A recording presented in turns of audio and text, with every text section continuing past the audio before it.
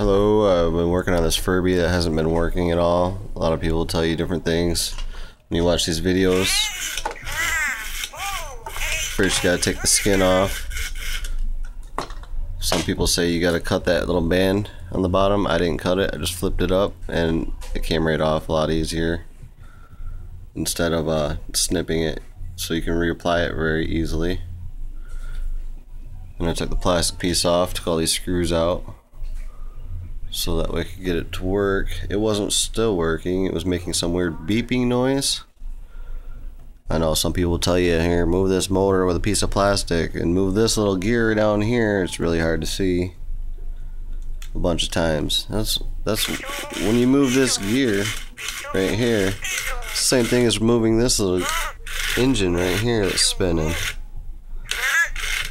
Well, instead of putting a piece of plastic in there and moving that, I used a metal screwdriver and put it close in one of these little copper ridges and put it close to the magnet until it vibrated a couple times.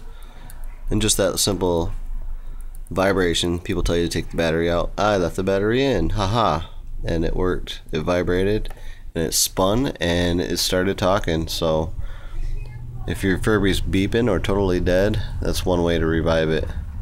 Then you gotta put it back together. Thanks for watching my video. If you have any questions, please feel free to contact me.